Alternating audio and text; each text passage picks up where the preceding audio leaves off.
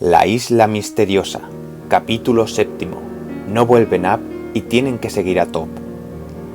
Gedeón Spilett, inmóvil, con los brazos cruzados, estaba en la playa mirando el mar, cuyo horizonte se confundía al este con una gran nube negra que subía rápidamente hacia el cenit. El viento era fuerte y refrescaba a medida que declinaba el día.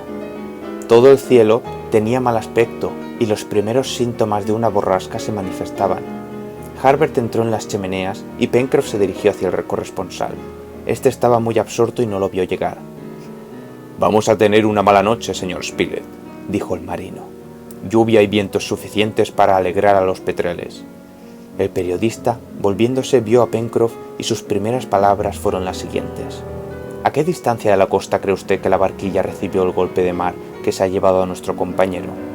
El marino, que no esperaba esta pregunta, reflexionó un instante y contestó: «A 2 cables al máximo». «¿Pero qué es un cable?», preguntó Spilett. «Pues cerca de 124 brazas, o 600 pies». «Por tanto», dijo el periodista, «Cyrus Smith habrá desaparecido a 1200 pies de la costa». «Aproximadamente», contestó Pencroff. «¿Y su perro también?» «También». «Lo que me admira», añadió el corresponsal, «admitiendo que nuestro compañero haya perecido, es que Top haya encontrado igualmente la muerte, y que ni el cuerpo del perro ni el de su amo hayan sido arrojados a la costa». «No es extraño, con un mar tan fuerte», contestó el marino. «Por otra parte, quizá las corrientes los hayan llevado más lejos de la playa». «¿Cree usted que nuestro compañero ha perecido en las olas?», preguntó una vez más el periodista. «Es mi parecer». «Pues el mío», dijo Gedeón Spilett, «salvo el respeto que debo a su experiencia, Pencroff, es que el doble hecho de la desaparición de Ciro y de Top, vivos o muertos, tiene algo inexplicable e inverosímil». «Quisiera pensar como usted, señor Spilett», contestó Pencroff. «Desgraciadamente, mi convicción es firme». Esto dijo el marino, volviendo hacia las chimeneas. Un buen fuego crepitaba en la lumbre. Harbert acababa de echar una brazada de leña seca y la llama proyectaba grandes claridades en las partes oscuras del corredor. Pencroff se ocupó en preparar la comida. Le pareció conveniente introducir en el menú algún plato fuerte, ya que todos tenían necesidad de reparar sus fuerzas. La sarta de curucús fueron conservadas para el día siguiente, pero desplumó los tetraos y, puesto en una varita, las gallináceas se asaron al fuego. A las 7 de la tarde, Nab no había vuelto todavía.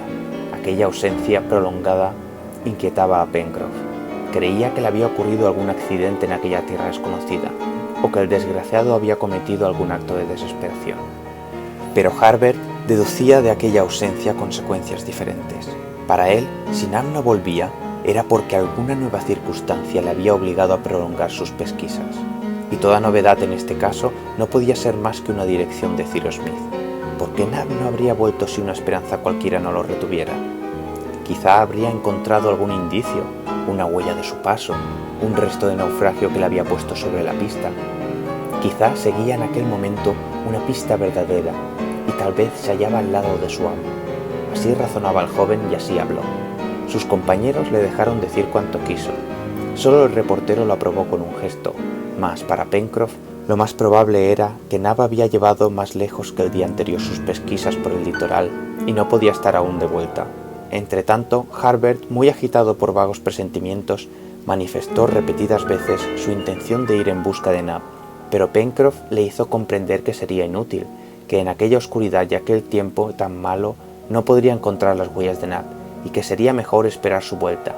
Si al día siguiente no había aparecido el negro, Pencroff no titubearía en unirse a Harbert para ir a buscarlo. Gedeón Spilett aprobó la opinión del marino sobre este punto, añadiendo que no debían separarse, y Harbert tuvo que renunciar a su proyecto, pero 2 gruesas lágrimas rodaron por sus mejillas. El periodista no pudo menos que abrazar al generoso joven. El mal tiempo se había desencadenado. Una borrasca de sudeste pasaba sobre la costa con violencia.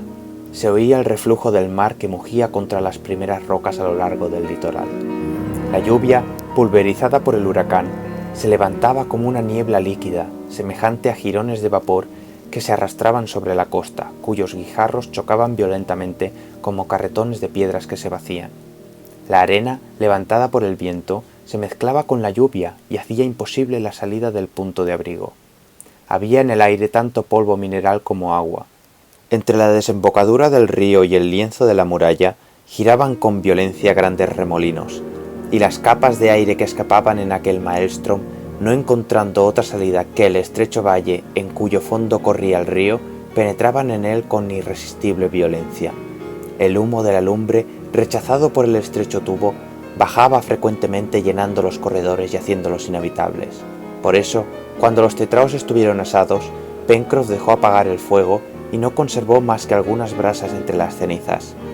A las 8 de la noche aún no había vuelto Nab, pero podía suponerse que aquel terrible tiempo le había impedido volver y que había tenido que buscar refugio en alguna cueva para esperar el fin de la tormenta o por lo menos la vuelta del día. En cuanto a ir en su busca, tratar de encontrarlo en aquellas condiciones era imposible. La caza formó el único plato de la cena. Se comió con ganas aquella carne que estaba excelente. Pencroff y Harbert, a quienes su excursión les había abierto el apetito, la devoraron. Después, cada uno se retiró al rincón donde había descansado la noche precedente.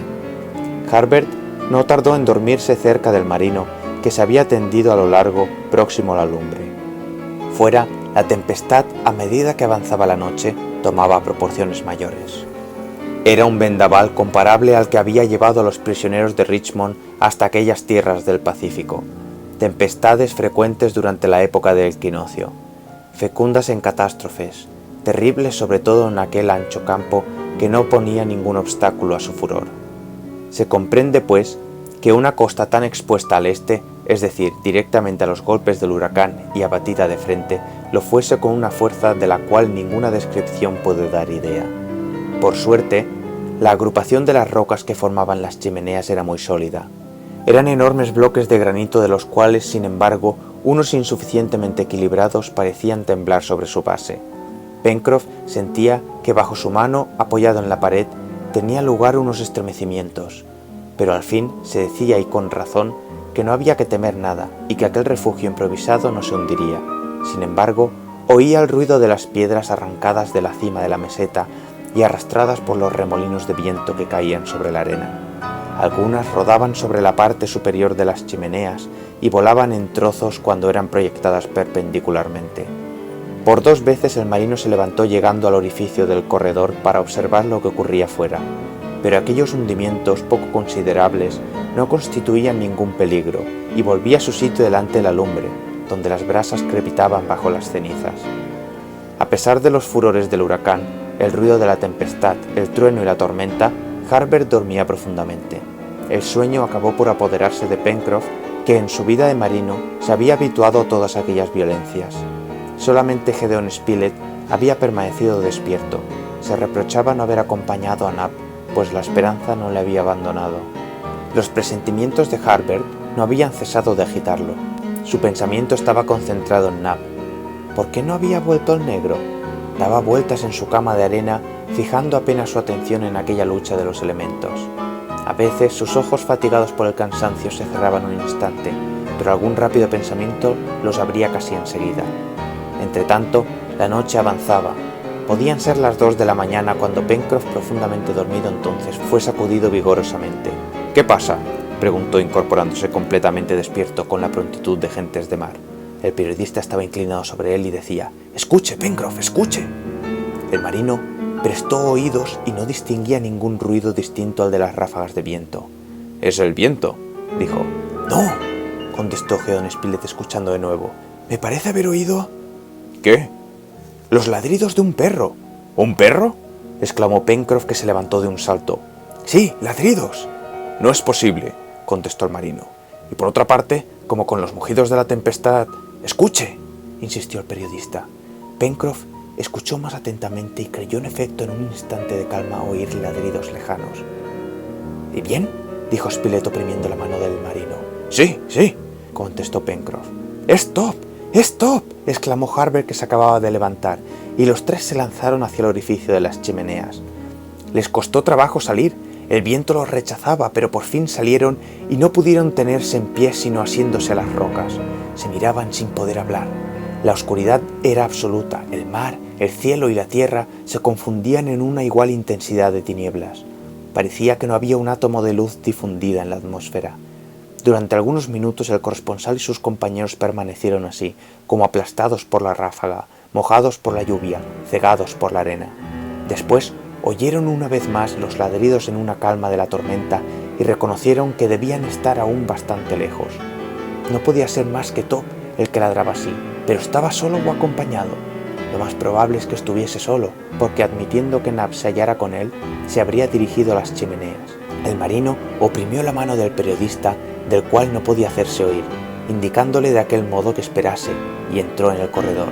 Unos instantes después volvía a salir con una tea encendida y agitándola en las tinieblas lanzaba agudos silbidos.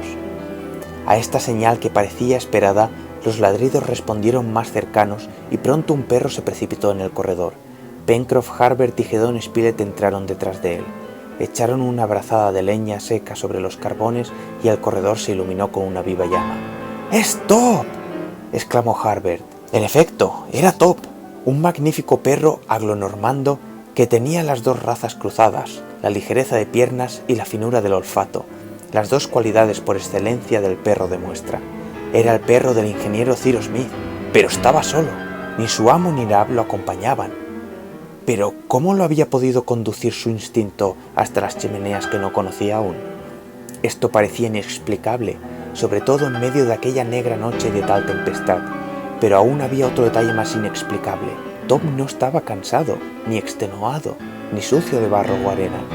Harbert lo había atraído hacia sí y le acariciaba la cabeza con sus manos. El perro le dejaba y frotaba su cuello sobre las manos del joven. «Si ha aparecido el perro, el amo aparecerá también», dijo el periodista. «Dios lo quiera», contestó Harbert. «Partamos, Top nos guiará». Pencroff no hizo ninguna objeción, comprendiendo que la llegada de Top desmentía sus conjeturas. «¡En marcha!», dijo. Pencroff recubrió con cuidado el carbón del hogar.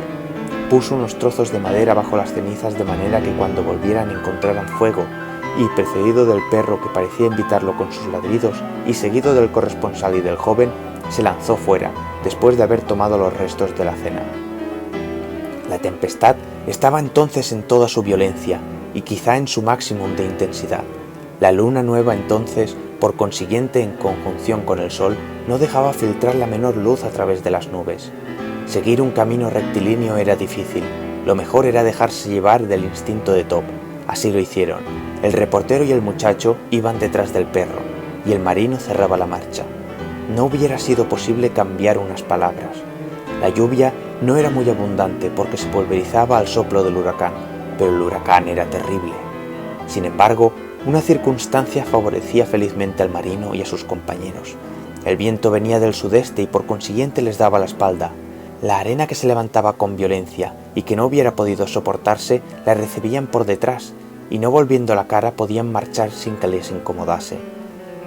A veces caminaban más deprisa de lo que hubieran querido, para no caer, pero una inmensa esperanza redoblaba sus fuerzas. Esta vez no corrían por la costa a la aventura. No dudaban de que Nab había encontrado a su amo y que había enviado a su fiel perro a buscarlos. Pero, ¿estaba vivo el ingeniero? ¿O Nab enviaba por sus compañeros para tributar los últimos deberes al cadáver del infortunado Smith? Después de haber pasado el muro y la tierra alta de que se habían apartado prudentemente, Harbert, el periodista y Pencroff se detuvieron para tomar aliento. El recodo de las rocas los abrigaba contra el viento y respiraron más tranquilos después de aquella marcha de un cuarto de hora que había sido más bien una carrera. En aquel momento podían oírse, responderse, y habiendo el joven pronunciado el nombre de Cyrus Smith, Top renovó sus ladridos como si hubiera querido decir que su amo estaba salvado. «¡Salvado, verdad!», repetía Harbert. «¿Salvado, Top?». Y el perro ladraba para contestar. Emprendieron de nuevo la marcha. Eran cerca de las 2:30 de la madrugada. La marea empezaba a subir e, impulsada por el viento, amenazaba ser muy fuerte. Las grandes olas chocaban contra los escollos y los acometían con tal violencia que probablemente debían pasar por encima del islote absolutamente invisible entonces. Aquel largo dique no cubría la costa que estaba directamente expuesta a los embates del mar. Cuando el marino y sus compañeros se separaron del muro, el viento los azotó de nuevo con extremado furor. Encorvados, dando la espalda a las ráfagas, marchaban deprisa, siguiendo a Top, que no vacilaba en la dirección que debía tomar. Subían hacia el norte, teniendo a su derecha una interminable cresta de olas que se rompían con atronador ruido y a su izquierda una oscura comarca de la cual era imposible distinguir su aspecto, pero comprendían que debía ser relativamente llana, porque el huracán pasaba por encima de sus cabezas sin rebotar sobre ellos, efecto que se producía cuando golpeaba en la muralla de granito. A las 4 de la mañana podía calcularse que habían recorrido una distancia de 5 millas. Las nubes se habían elevado ligeramente y no lamían ya el suelo. Las ráfagas, menos húmedas, se propagaban en corrientes de aire muy vivas, más secas y más frías. Insuficientemente protegidos por sus vestidos, Pencroff, Harbert y Gedeón Spilett debían sufrir cruelmente, pero ni una queja se escapó de sus labios.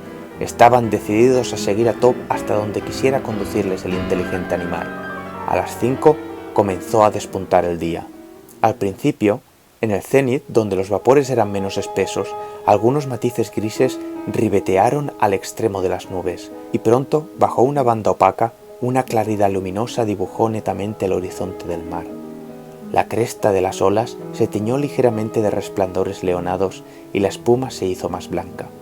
Al mismo tiempo, en la izquierda, las partes quebradas del litoral comenzaron a tomar un color confuso gris sobre el fondo negro. A las 6 de la mañana era ya de día. Las nubes corrían con extrema rapidez en una zona relativamente alta. El marino y los compañeros estaban entonces a 6 millas de las chimeneas, siguiendo una playa muy llana, bordeada a lo largo por una fila de rocas de las cuales emergían solamente las cimas, porque era la hora de pleamar.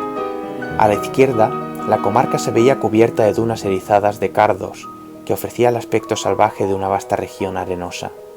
El litoral estaba poco marcado y no ofrecía otra barrera al océano que una cadena bastante irregular de montículos. Aquí y allí, 1 o 2 árboles agitaban hacia el oeste las ramas tendidas hacia aquella dirección, y detrás, hacia el sudoeste, se redondeaba el lindero del último bosque. En aquel momento Top dio signos inequívocos de agitación. Corría hacia adelante, volvía hasta el marino y parecía incitarlo a ir más deprisa. El perro había abandonado entonces la playa impulsado por su admirable instinto y sin mostrar ninguna vacilación les metió entre las dunas. Les siguieron. El país parecía estar absolutamente desierto, sin que ningún ser vivo lo animase. La linde de las dunas, bastante ancha, estaba compuesta de montículos y colinas caprichosamente distribuidas. Era como una pequeña Suiza de arena. Solo un instinto prodigioso podía encontrar camino en aquel laberinto. 5 minutos después de haber abandonado la playa, el periodista y sus compañeros llegaron a una especie de excavación abierta en el recodo formado por una alta duna. Allí Top se detuvo dando un ladrido sonoro. Spilett, Harbert y Pencroff penetraron en aquella gruta. Nab estaba arrodillado, cerca de un cuerpo tendido sobre un lecho de hierbas. Era el cuerpo del ingeniero Cyrus Smith.